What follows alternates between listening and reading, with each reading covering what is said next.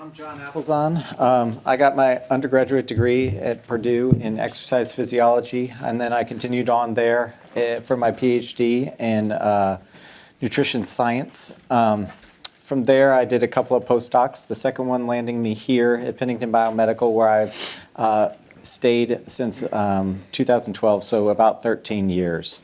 I also got my master's in clinical research, and I direct the clinical nutrition and metabolism lab here at Pennington Biomedical in clinical science. Hey, I'm Jason Collier. I'm a native of Louisiana. I grew up in Denham Springs, went to Denham Springs High School.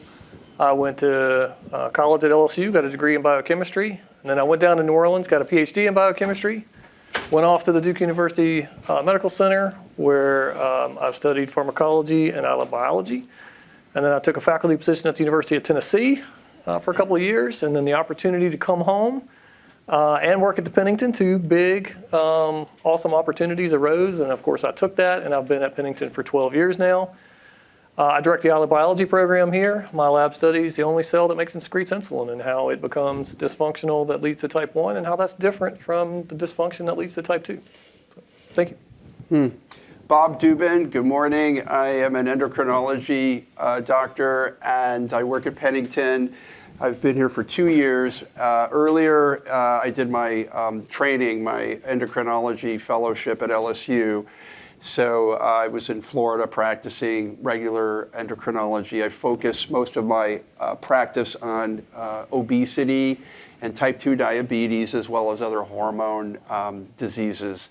And my research that I do at Pennington is mainly involving the study of the new GLP-1 drugs and how they affect body composition.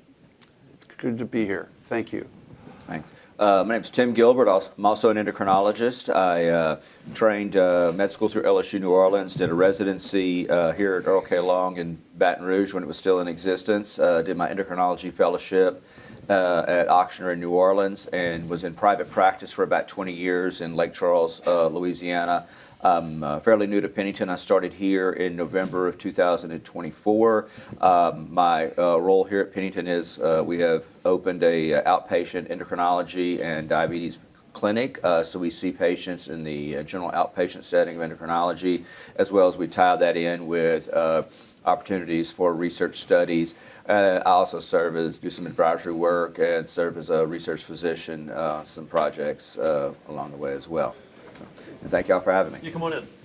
All right, so I'll open things up, and again, feel free to ask any questions you want as we go. So I'm going to start with you, Dr. Dubin. Could you start by sharing with us any special diet or exercise advice for men? Special diet and exercise advice for men.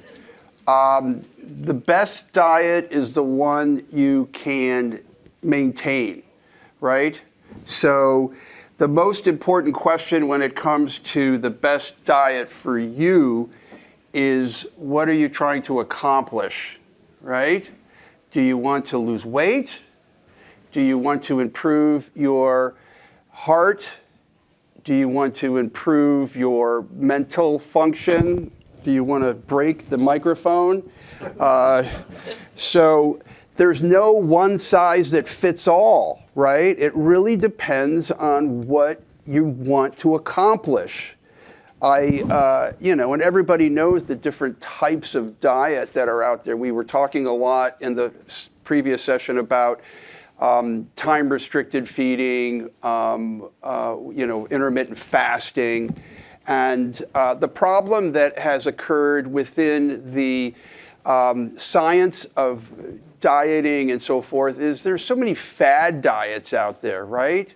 So just remember, the most important thing is the only diet that works and that's been shown in clinical studies is the one that you stay with over time.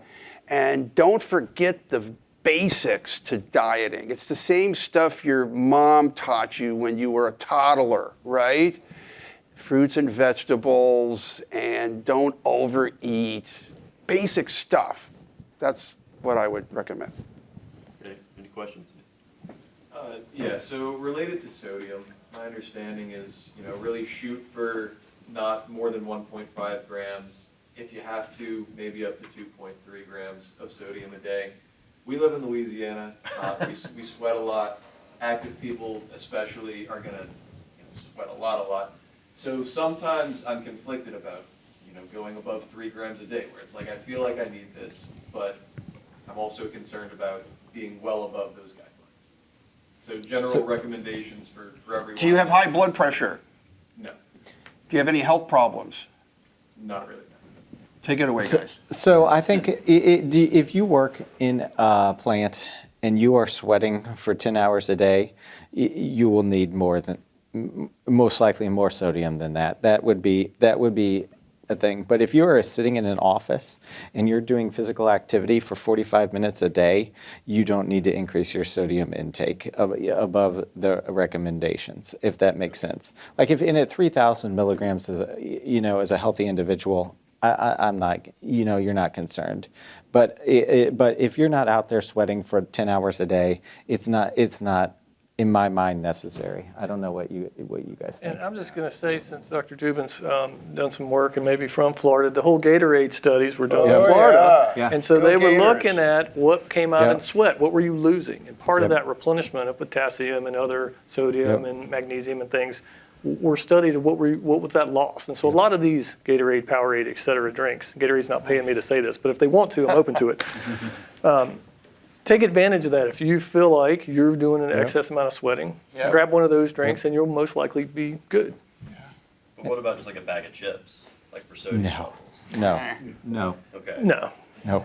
Go for a balanced replacement, like sodium, potassium, Yes. the mixture, if you don't focus on any one variable, think about the, yeah, Potassium, there you go, calcium, yeah. salt, right? Yep. That's perfect. Yes, sir, back here. So if I am overweight, high blood pressure, still sweat a lot, but sedentary, don't move around a lot, sit at the office desk all day, and so I'm retaining fluid, Yeah. so I'm supposed to minimize my sodium intake, but just about like you said, Louisiana, everything here has sodium in it. Do I need any extra sodium? Oh, God, I would say no. I'd be- No. Don't touch it. Yeah. Get rid of the salt shaker. Get rid of the salt shaker altogether, right? Yeah, probably best. He can have one, though. Yeah. Mrs. Dash is your friend. In Yeah. other seasonings. I think people reach naturally. I think it comes from. This is a sidebar. Sorry about this, but I think we reach for the thing that's easiest, and the easiest for us is the salt shaker. But there's so many other seasonings that can come through cooking and things like that have positive health benefits and not negative health benefits that could be utilized. I think those can be integrated a little as well. So on that, so what I started doing, no salt at all. Yep. And I can tell when people have used salt. and Yep. I'm Oh, not yeah. gonna Yep. consume that. But what I do for flavors, I've been using crushed red pepper. Am I Yeah. okay Yeah. with that? No, I think that's great. Yes. You guys have any issues with that? Turmeric. No, I agree. Paprika, 100%. all these different other things. Mrs. Dash, if you're really lazy, all those different things are great and a great alternative to the salt shaker. Great question, sir. Yep. I'm kind of sort of on that line. Hey, John, I think we have You somebody. got one right here? Yep. Yes, Yes. sir. Not about salt. The kind of diet that you consume, does it affect your body odor? Your body, what? Odor? Missed it. Body odor. Body odor? Odor? Body odor. Oh, okay. Your body odor, the Yeah. way it smells. Yes. Yeah, it could. It could. I It knew a guy potentially once can. that was taking garlic tablets, and when he shook Yeah. my hand, it smelled like garlic. That was pretty extreme. I don't know if you've seen any other. You hear anecdotally, patients will tell you things like that, but I don't know that I've seen anybody just with a routine diet, unless somebody's just taking massive amounts of some sort of Right. god-awful rancid supplement. You don't have a problem with that. If you do, see us afterwards. Yeah. Maybe we could help that. Yeah, and sometimes it's people think it's their diet, but they may have an inborn error of metabolism Yeah. that makes them secrete something Yeah. that's maple That's syrup urine excellent. disease, things like Excellent, that. So, Jason. yeah. And the last thing is sometimes it's just if you're cooking, it gets on your clothes, and then you take your clothes back out, and then people think that they're smelling the skin, and actually it's what's on your Yeah. clothes and things like that. The other thing I'll add to that, because we don't think about odor, But if you've ever, this happened to me just this week, I ran into an associate and it was not good and I knew that there was a problem. So that is an indicator probably of something, as Dr. Collier was saying, maybe there's some sickness or illness. Don't be afraid to confront that person. And say, you talk to your doctor about that? Gentleman right here has a question. Curious, if you exercise regularly, do you have a problem with taking creatine? You want to deal with Not that? really. I mean, 5 grams a day, I Yeah, think is what that's they probably say. one of the, we talked about this in the first session, supplements as a whole are the wild, wild west. There's basically no regulation. They can say what they want, everything from curing bedwetting to curing cancer and everything else in between. But I think, there was a meeting a couple weekends ago, and one of the PhDs here, Jacob May, does a lot with that. And he said anything, creatine is probably one of the better studied. And, early on, there was some concerns over kidney and liver. Those have all been sort of put to bed. So they, conservative doses, like Bob said, probably about 5 grams a day. Over 5 isn't helpful. You Yeah. just excrete A it. little bit after each exercise. Yeah. Yeah. After, during. Yeah, and one thing to keep in mind is if your doctor prescribes, it's FDA regulated, right? It's undergone thorough testing and regulatory bodies, et cetera. Things like creatine that you buy off the shelf, those are not regulated. That's right. And so what the company chooses to put in that bottle That's has right. not necessarily been tested. So that's something to sort of be aware of. Dr. Collier, for many years I have been diagnosed as a pre-diabetes, and as I got older, the doctor put me like on a half a pill, whatever it is. So how do you prevent from getting to diabetes 1 and diabetes 2? That's a great question. So we got, I'm going to say a few things, but we have people that deal from a patient care perspective with both of those that probably want to comment as well. So pre-diabetes, and Dr. Gilbert and Dr. Dubin, correct me if I'm wrong here, it tends to be a cut point that's a blood glucose driven 100 to 125 mg per deciliter. Whereas if you're diagnosed 126 or greater, fasted on a couple occasions, you get your full-blown type. All right, your full-blown diabetes. Now we're sort of bending you into, were you autoantibody positive type 1, or did you have other risk factors that pushed you as clinically a type 2? High blood pressure, obesity, hypertriglyceridemia, hyperinsulinemia, all that, okay? Now, I don't know what the pill is that you've been given, and I'm not... Metformin. Yeah, right. Big one, the big white pill.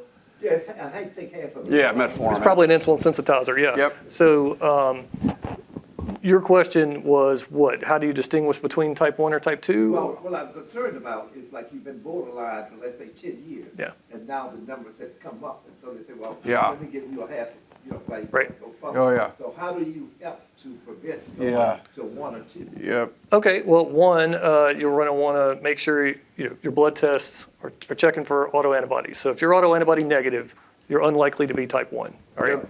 And then if you want to avoid becoming type 2, maintaining a healthy body weight, if you can get if you're completely sedentary, just doing something is better than doing nothing. So add a little bit of exercise that you're comfortable with. Discuss that with your doctor. If you have bad knees, for example, maybe you want to swim instead of walk or something like that. So as Dr. Dubin was saying earlier, the best type of diet and exercise is what you'll actually do, right? Something you'll stick to. And if you will stick to a healthy diet and some type of even simple exercise regimen, that's one of your best first-line defenses to prevent you from becoming diabetic.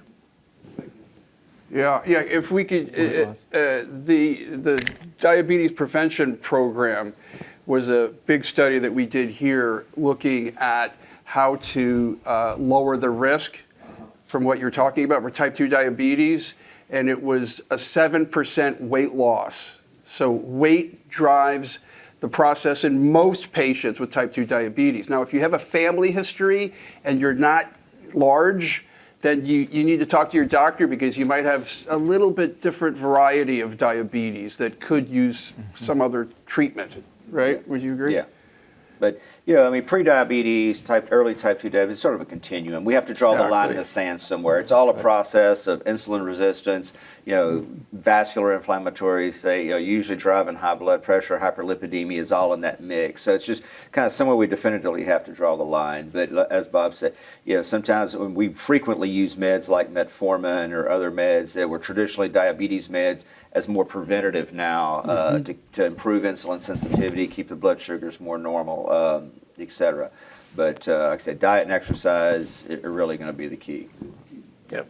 Yes, sir. And then glucose, doctors like to keep it 100, lower than 100, right? Starts getting up over 100, they call that pre-diabetic. Will sugar raise that? Eating a donut, putting sugar in coffee. So I was always told to stay away from sugar. So in my brain, sugar would give you diabetes. Is there a connection? Oh, yeah.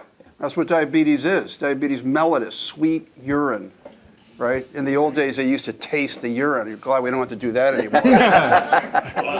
Yeah. If you're really interested in, you might have a different take on this, Dr. Gilbert, is you could get one of these glucose monitors, right? Your doctor might not like that, but that'll show you the effect of eating a donut pretty quick. Yeah, in real time. Okay, so if your glucose is up, you're Yep. pre-diabetic, Yep. stay away from sugar.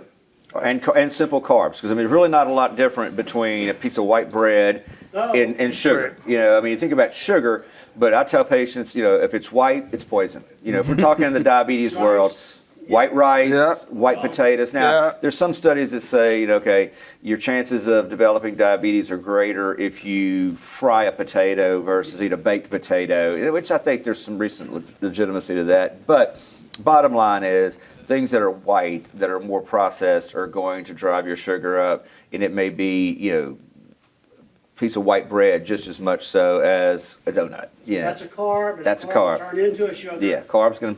Yeah, carbs gonna- just Yep. are sugars. Yeah, Carbs it's are just a matter, sugar. are they a bunch of sugars stuck together or are they an individual sugar? Yep. Yep. Yep. So, retired about 4 years ago, lost 35 pounds. That's Yep. not too long Congratulations. after. Good job. Played pickleball about 3 hour sessions a week. And I'm not sure if I get enough protein. I eat differently, and I'm kind of having a little problem stopping weight loss at this point. I feel like I've lost some muscle mass.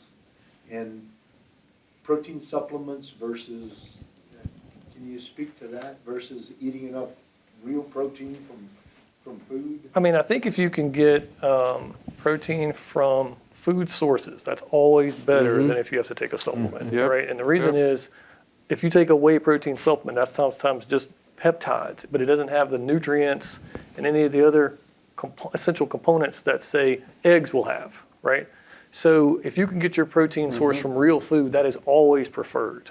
All right, and you'll know if you're protein deficient sort of crudely if you feel fatigued more often. A lot of times people are exercising, they don't change their diet, they need a little bit more protein to recover, and they are having trouble recovering, or they just feel a little tired, and they just eat a little bit more protein, maybe add a couple of eggs with the breakfast or something, and they all of a sudden start to feel a little better. Now, this is assuming that you're healthy and you don't have some other medical condition, but it could be as simple as just add some chicken breast to your lunch, add some eggs to your breakfast, things like that, that you can do easily that are real food sources, and you don't have to worry about buying any protein supplements. And the other piece is resistance activity. I know pickleball is somewhat, but I mean, weightlifting, dumbbells, bands, things like that, especially for, we preach that a lot in patients that are losing weight, whether it be through lifestyle or through pharmacotherapy or bariatric surgery or whatever. We push that, that resistance training quite a bit. Pickleball's a lot more fun than gym. There was somebody in the back. When that you questioned. when you lost your weight, Yeah. about 20 to 25% of it was lean body mass, and then you're Yeah. also Yeah. aging. So with aging, there's a Yeah. natural decline of lean body mass. So you have those two things too that are kind of somewhat working against you in terms of your lean body mass as well. And one simple thing you can do, including here, is get your testosterone checked and just Yep. make sure Yeah. you're in a healthy Yeah. range. Yeah. Don't be afraid to see a registered dietitian. Yep. You might ask your doctor, do you have a good dietitian that I could see to maybe look at my food choices to see if I'm where I need to be? Fantastic. Yeah, Yep. those are terrific. Yep. Yes, sir. This guy, follow up. I think, We had a, in the purple In the bag. Oh, purple sorry, go shirt in the ahead. back, he'd been raising his hand. Just a question, after I work out with weights, I'll take a core power, like Uh-huh. 26 Yep. or 42 gram. Yep. Is that okay? Yeah, yeah. That's all fun, yeah. yeah. Okay, I mean, I didn't want to. Yeah, and it's good as long as it doesn't interfere, as Dr. Collier was saying, with your regular, right? Because those could become meal replacements. Yep. Yep. Yeah, this gentleman. We had somebody back, yep. Yeah, is stevia a good alternative for sweetener? Or is there something better, safer, or more tested? Get rid of sugar, you want to replace it with something that tastes. Yep. Yeah, I think it depends on what, are you a diabetic? No. No. I Yeah. just want to decrease sugar, so I use stevia. Yeah. I think most of those artificial sweeteners are pretty well tested. Yeah, they're Yeah. safe. I Yeah, think they're I safe. think they're generally The- recognized the, as um, safe, but yeah. The amounts that the rodents had to consume to get cancer and a lot of the things that are Saccharin, yeah, saccharin. saccharin that were on that made the media, it would be an Yeah. obscene amount to Yeah. consume. It Very would be- difficult for you to get in your diet. Saccharin, aspartame. Yes. You know how- Yeah, So, sugar so all substitutes. those are sugar substitutes have been found to be safe and acceptable alternatives. Yeah. But if you're talking about putting, I drink sugar in my coffee. I put 2 packs of the brown granulated sugar in 1 cup of coffee. That's the amount of sugar I drink in a day. Otherwise, it's water or whatnot. So I don't normally drink like I'm today with some, Starbucks style coffees, and I don't, So if you're not diabetic, a pack of sugar or 2 packs of sugar in a cup of coffee or stuff's probably not going to be that big of a deal for somebody that's otherwise healthy. Yeah, and to follow up on Dr. Gilbert's point, if you can, try to get your calories from food. Try not to drink your calories. I know Yeah. sweet tea's popular in the South, there's Right. Cokes everywhere, but if you can at all, huge. try to just eat your calories Eat and your don't drink calories and your proteins. them. Yeah, absolutely. This gentleman. All right, question comes from both of us. Alexander. Exogenous hormones, especially, because we've been talking about it a lot today, right? Yep. Let's say young guys like us do, a TRT protocol for, let's say, a year, especially as it relates to like the HPG axis. How can we make sure that we're not shutting down ourselves? Being, again, young men probably capable of producing testosterone, but maybe we're on the lower end and we want to look at supplementation there. And then ultimately, like, can we come off and still, be functioning? Or is Yeah. this like a lifetime thing at that Yeah, I think medically monitored replacement would be these gentlemen. Yeah, here. I know there's a special testosterone that's on the market that's a very short acting. It's a nasal, and you take it 3 times a day, and it doesn't suppress the the FSH LH You're axis. taking that stuff. That's miserable. Yeah, it's like shoving it's, Vaseline up but your nose. I tried it once. anything else, like anything a else lot of you Vaseline take, in- particularly if it's long acting, is going to shut that down. Sure. So the question of, can Shutting you down the regain axis. your Yeah. fertility? Yeah. I mean, this is why you cycle on, cycle off in the old bodybuilder. Yeah. So that you don't completely shut off and, yeah. Yeah. It's a big issue for Yeah. someone your age. And- Be careful. Yeah, be Yeah. careful. I did a lot of testosterone replacement in, young and middle-aged guys through my career. And, I don't think I've had anyone who, at some point, that wanted to have children that couldn't. Typically, we would do was stop testosterone, have them do do a semen analysis. There's plenty of people who get pregnant while they're on testosterone. It doesn't mean you can't. Stop testosterone for a while, recheck a testosterone and a semen analysis, and if we need, I'd put them on Clomid. 50 milligrams of Clomid once a day. Yep. And that usually was enough to stimulate spermatogenesis. And so occasionally I've got a delayed puberty in a kid right now that I'm treating. And instead of putting him on testosterone, I put him on a little bit of Clomid just to see if that would kick things up first. Fertility aside, though, endogenous hormone production, will it pretty much permanently be in effect at that point? Or, I'm sure it depends on the individual. I think it's going to be individual, and what other things are, quote, driving that low testosterone. If somebody's, facing obesity, sleep apnea, those are all factors that will drive testosterone down. But I don't know that I would say that it's for sure. It's not as much as like the adrenals, where if you stay on huge Yeah. doses of steroids Yeah. long term, that the adrenals just shut down completely. I don't think it's to that degree. It's going to be somewhat variable, but I do think Clomid is a good answer as far as trying to kickstart The things. level that it's shut down, is that dose dependent as well, the amount of? I would imagine if you're in lieu of physiologic replacement, like we talked about last hour with the 400 to 600 milligrams a month spread out over a month's time, if you're doping with it, for either, performance enhancement, sports enhancement, whatever, and you're taking 1,000, 1,200, 1,600 milligrams a month, then yeah, you're probably a lot more apt to be, to shut that down permanently. Just like the adrenals would shut down, and much more so if you gave huge doses of steroids versus a little small short course of steroids. Kind of the same principle. It's all that whole feedback loop, whether it be hypothalamic pituitary testicles or pituitary adrenals. It's all feedback. Yeah, your body's got a gauge for how much hormone it's production. If it's producing too much, it shuts off the pathways. If you Yeah. start injecting it, it Yeah. thinks that you no longer need to make it, right? Yeah, the other thing is keep an eye on your blood counts. Okay. Oh, right, red blood cell? Yeah. Yeah. 'cause Hemoglobin and that- You hematocrit, might yeah. have to do blood donations. Yeah. Cool, thank you guys, appreciate it. Questions? Well, No, Yeah. this- Go ahead. yeah, this is your- that means one you make yourself. Once you make it, exogenous means we're giving it to you. So. Yeah, so related to, I think this gentleman beat you to the button, but you're next. yeah, Yes, sir. For exercise, if I push my lawnmower and my exercise lasts 2 days and like 2 to 3 hours a day, I feel is that. that adequate for the week?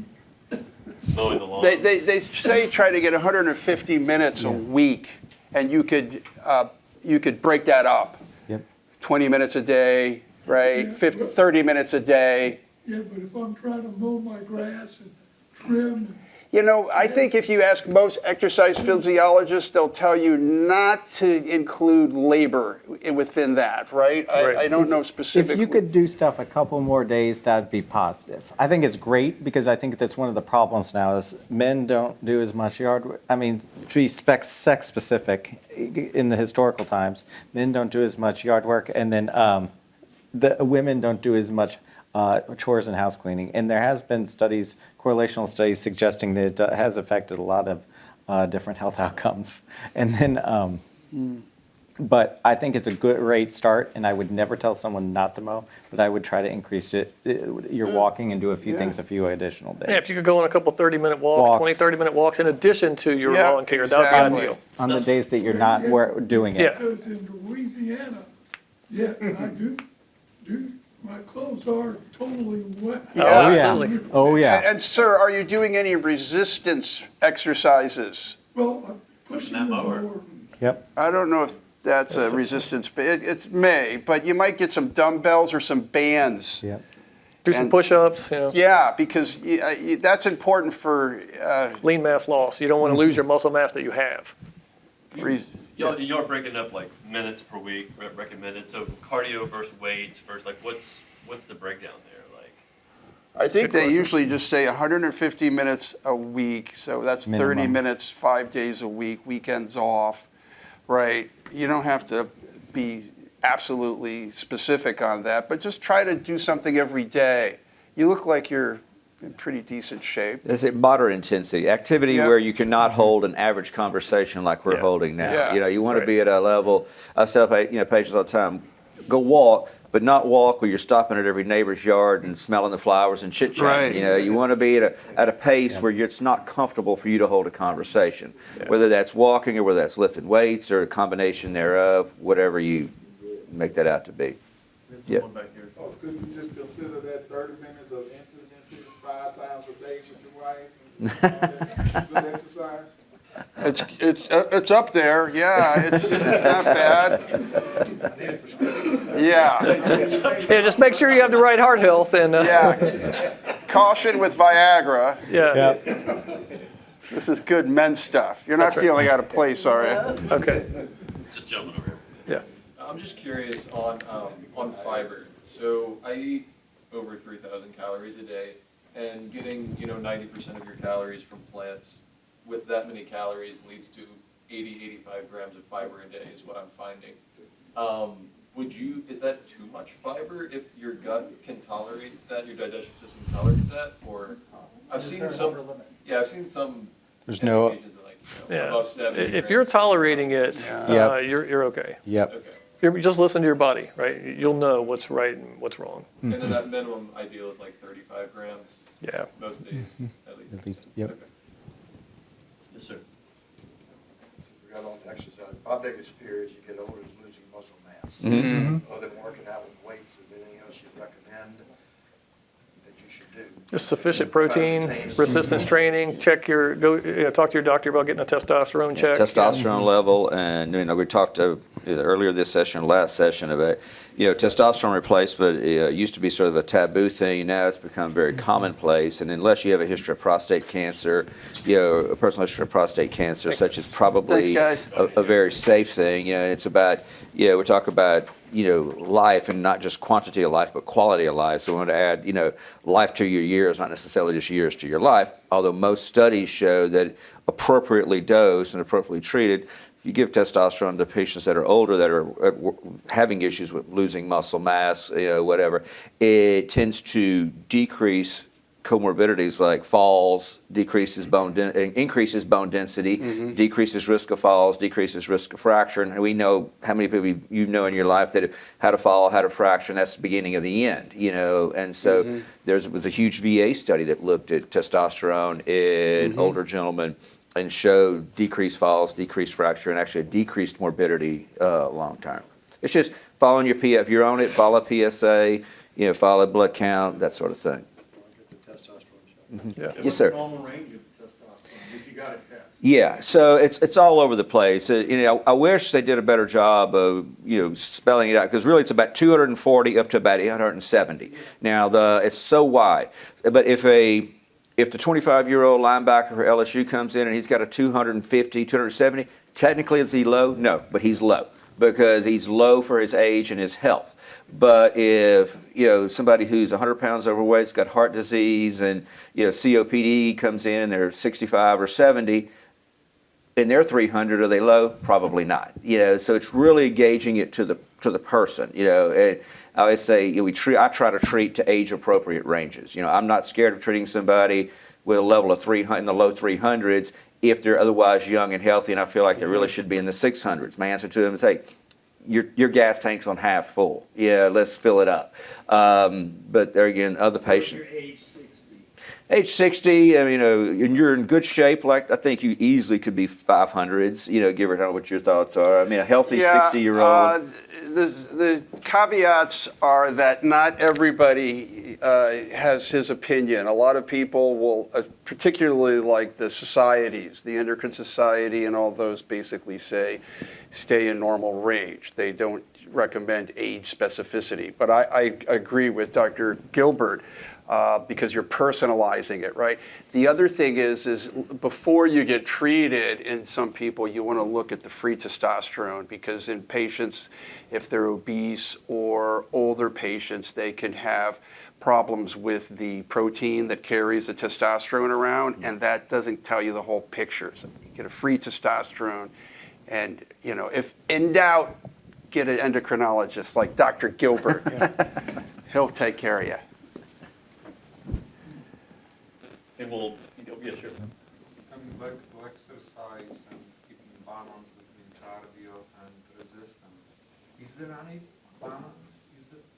Because I see some guys doing only weights, others do only cardio. How should we do it? What proportion? Well, I'm going to just start by saying the best exercise is what you'll do. Yeah. Okay, so start by doing something, right? Mm-hmm. And then from there, listen to your body, right? Mm-hmm. I mean, if you like a certain type of, like this gentleman likes to play pickleball, right? Better to do that than be sedentary, right? That's right. So, is there a perfect balance? I don't know that there is. I mean, some people, if you're like Dr. Dubin was saying, the exercise physiologists are going to want you to do resistance and do cardio and do a certain amount of minutes. And I think all that's great if you have time to do it and you know exactly what you're doing, because the last thing you want to do is go in there and do resistance and hurt yourself, right? So find a plan, like you said, work with a registered dietitian for diet. If you need to, don't be afraid to work with a personal trainer for a session or two and understand how certain exercises work so the form is right so you feel comfortable doing it. And I think, the balance for resistance versus aerobic is going to be personal. It's going to be person It specific. depends on the patient. Pennington was famous, if you guys remember Tim Church. Oh, absolutely, yeah. He did the ABC trial, and it was specific for type 2 diabetics, showing that a combination of aerobic and resistance was best for managing glucose control. There are a lot of studies that I'm involved with that are looking at the effect on body composition, and it's resistance-based that really makes the difference versus aerobic, because you're putting that weight-bearing effect on your muscles. So everything depends on who you are and what your goals are. I think most of the, Generally speaking, I know what I like, I know what kind of exercise I like, but I don't want to lose my muscles. Yep. Because if I overdo cardio and That's right. do any resistance, maybe it's not the best for me. Yeah. I want to feel satisfied after doing exercise, but okay, maybe I still want to look decent. Yeah. I think it's whatever you prefer, like you said. Absolutely. And then I think the guidelines, like ACSM would suggest about 2 days a week of resistance and then 3 to 5 for cardio. Yeah, mix it up. Mix it Mix up. it up. Get your So I would- protein. Yep. The tough thing is, how do you measure? How do you assess, right? And if you're here at Pennington, yeah, we could put you through a DEXA or an MRI or one of these real high-level tests. But in your doctor's office, they don't have those tests. They might have bioelectrical impedance, right? That's the little scale.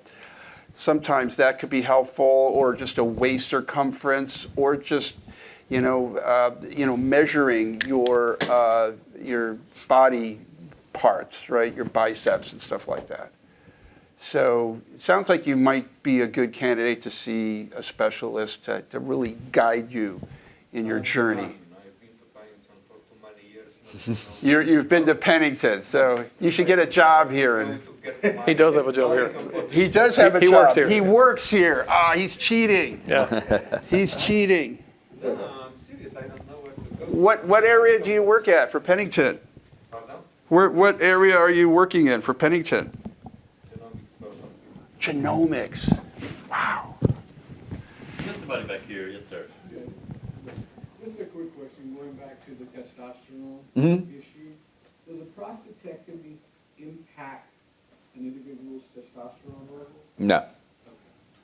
It does affect some other aspects, like intercourse, right? Yeah. Can mess up with your ejaculation and stuff like that. So talk to your urologist, get the full picture. And maybe these guys can comment, does it affect your endocrinologist's willingness to do a testosterone replacement?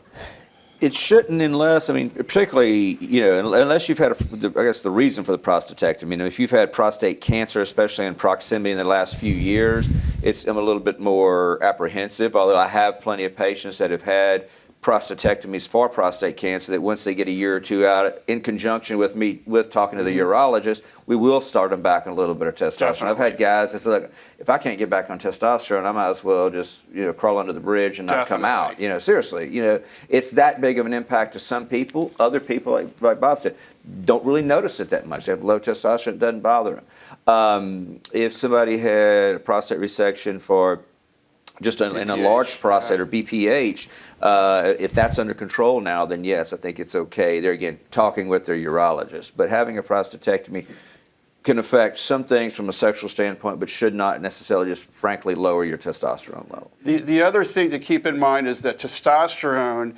has a very potent effect on the prostate, okay? So I've seen a lot of patients have trouble taking testosterone where their prostate gets enlarged and causes problems. So it's a complicated picture. And getting back on the same subject, the prostate, I did that, I don't know how many times a night, 6, 7. Yeah. And, I go to the urologist. I never had the PSA test from him. I always had the DRE. Yep. I don't know if you could tell anything from that. You know, I've tried everything I can to help out with the muscle mass. Of course, I'm 82, Mhm. and I go to the gym when my wife cuts the grass. You got it. You know, and I take a little whey protein after I work out. Yep. But it hasn't helped me out much. I mean, helped my hunger, but I gotta go home and eat anyway, so, I just have this problem with testosterone because I'm concerned about the prostate. Sure. And, you know, I don't have a problem yet, other than probably an enlarged prostate. I get up at night, I said, well, I'll put up with getting up at night. 'Cause Yeah. That's all I have to put up with. But, you know, I've lost more weight than I want to. And, you know, my wife's stronger than I am, so I don't know. You got a tough situation because if you're getting up 6 times a night and they put you on testosterone, that's going to be 10 times at night. Yeah. Have you tried Flomax or anything like that? Yes, I have, yeah. Has that helped? Not very much. How about finasteride? One, I just talked to my urologist, I think he gave me an oxybutynin or something. Yep, oxybutynin for bladder. And, that was like, if I take a flight out, I don't have to sit on the end aisle and run to the. Yep. So he said, look, if you need this, take it. If you don't want to take it as needed. Okay, and that works fairly decent, you know. I try not to take medications forcefully. Yeah. You know, I'm already on blood pressure lowering medication. Yeah. The gym has helped my blood pressure, if nothing else. It's got my blood sugar down. It's got me overall in better health. Yep. Do I want to tinker with this? I'm not sure. So Yeah. I'm trying to work out. I take a little whey protein Uh-huh. to work out. And that's about the best of it. Yeah. I Yeah. think of them. Yeah, I'd be very apprehensive, you know, given your age and your symptoms to, you know, just to start testosterone fresh and somebody like you. I think the risk, anything we do in medicine is risk and benefits. You know, there's always, it's not a magic pill for every area. You know, there's always the risk and benefits. And I think in you, the risk would probably outweigh the benefit, you know, from my perspective. It's a DRE test. Digital rectal exam.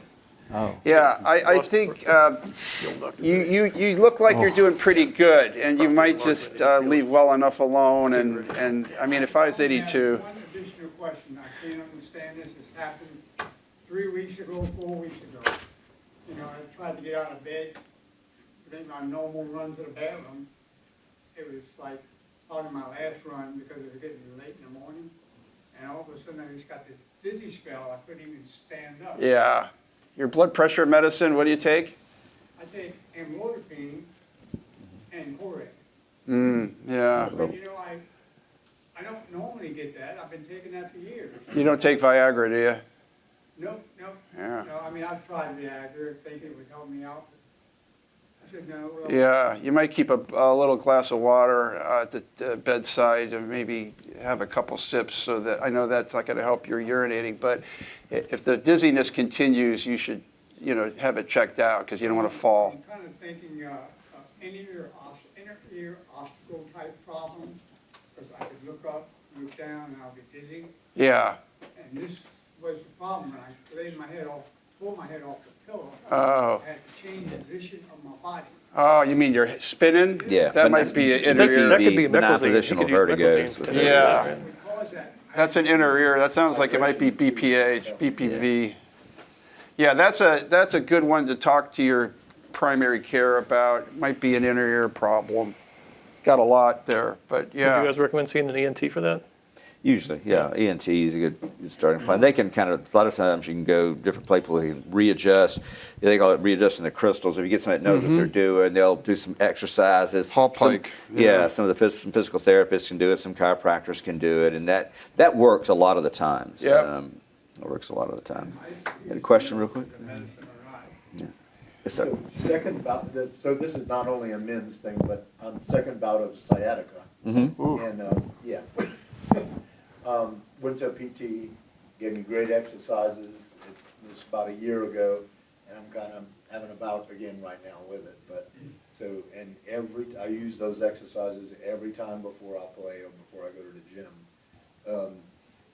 So the whole muscle mass question, I just wonder if any of that's related to, strength in the area, or if you have any suggestions, I guess, besides the. It's not my area of expertise for Yeah. sure. Well, it's bodybuilders who have extreme high levels of muscle mass hurt their backs all the time. So there's a relationship, but you definitely want to make sure if you're having back trouble like sciatica, that you find exercises that won't exacerbate your back problems, like squatting and stuff like that, that put a lot of pressure back there. Focus on your legs and your upper body. My wife suggests that I listen to my body, because. Listen to your body. Absolutely. One more game, and. Yeah, just be careful. Don't be afraid to take a little break. That's right. Great questions. What's the relationship between testosterone and bone density? Ooh, these guys. Physiology. So probably a better question would be load-bearing exercises and bone density. So testosterone, overall muscle mass, and general health, right? But if you can do something like resistance training or some type of load-bearing exercise, that helps your bone density, right? So sedentary, not doing anything, that's not great for your bone density. So it's probably, maybe there's somebody here better to speak to this than me, but the direct, will testosterone just replace bone density? Probably not, okay? But if it helps you do things that are beneficial for your bone density, then it's sort of an indirect way of doing good. And remember, most of your bone mineral density is determined at a very young age. And so what you're really trying to do at this age, we are all, even the youngest in here, is really trying to attenuate the loss. And so I think that's the other way to think about it, is you're at this age, you have all that you're going to get, and you're just trying to attenuate the loss and keep as much as you can. Just taking calcium and vitamin D. I would more than, you want to make sure you consume enough calcium and vitamin D on a regular basis, but like Jason said, load-bearing exercise is critical to your bone mineral density. And so while you have health conditions that may push you towards swimming or bicycling or something that isn't load-bearing, the balance between load-bearing and not load-bearing is critical in terms of this. Preventing loss, yeah. You need low-bearing exercises? You want load-bearing. You want it, yes. And what's low-bearing, like, is walking low-bearing? Walking. Yep, Walking walking, is, yep. Okay. Anything where you're having to carry your body weight or Weight. carry another type of weight, like lifting weights, things like that, Yep. that put strain on your muscles, which also helps strengthen your bones. Follow up on the load bearing, so like deadlift, clean and jerk, that's even better. Yeah, all even better. weightlifting That is is. load-bearing, yeah, absolutely. Yep. yeah. Absolutely. Bicycling wouldn't be, swimming wouldn't be, Yeah. anything like that. One question, Mr. Mm-hmm. Chairman, futuristic. Let's say I'm damn near bone on bone to my right. I'm not gonna get a knee replacement until I can't walk anymore. Is there any research being done where they'll open up my knee, clean out all the dead cartilage, drop a neoprene pad back in there, and I'm good to go? Yeah, Tim does that procedure. He'll do that Monday morning Yeah. for you. That's right. He's got an orthopedics background. I'm jack of all trades. I have, What's the future on that? I have no Why don't you idea. want to get your knee replaced? I don't want to. Does it hurt? No, I occasionally will, but I can live with it right now. Sure. Sounds good to me. I'm not gonna do it, I gotta think, I hear they do it in the neck. Right. With injections. Right. Somebody put it hardens up. Yeah. Why can't they do it in the knee other than the weight? I get the weight part. Yeah, I don't know. I mean, I know they're doing some of the plasma cell and some of those kind of injections in the knee. I don't know where the science of the data is at. That, again, not my area of expertise, but I do know those things are being done. But what it can fix and what it can't fix, I'm not quite sure on that. Do you have a recommendation for grams of protein per pound of body weight, something like that, like a range? Yeah, I think that's always one that you see a variety of things on the internet about, and the bodybuilding community is always convinced that 1 gram protein per pound of body weight is essential, but the studies that I've seen are about half that, and you lose effectiveness above that. Exactly. Okay. So if you think about a half a gram per pound of body weight, you're going to be within range for recovery and not losing mass. Yeah. All right, we have time for one more. I have one more, maybe a dumb question, but vitamin D, can you talk about vitamin D? I see D3, and are there multiples? Because like sciatica, they said, overload the, vitamin D. I've seen this. We but- talked about this in the first session.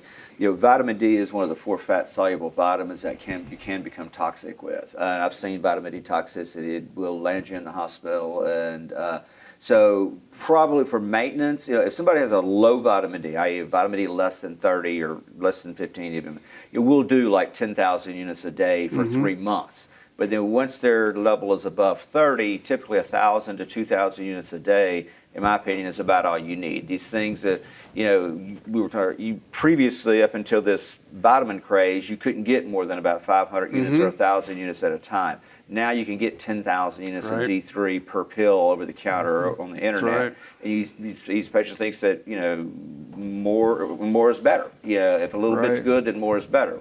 When the fat-soluble vitamins, your body doesn't have the ability to excrete that like a water-soluble vitamin. And, so I would say, as long as you have a vitamin D level that's probably 30 or above, then you're probably 30 to 100. Getting over 100 is considered toxicity. D3 and D, D3 is as long as you have functioning kidneys and functioning parathyroid glands, D3 is what you need. Your body will convert it to the more activated form. That's it. Yep. All right, guys, I think that's it. Good, Let's give a good. round of applause. Thank you. Thanks, guys. Thanks. That was fun. Yeah.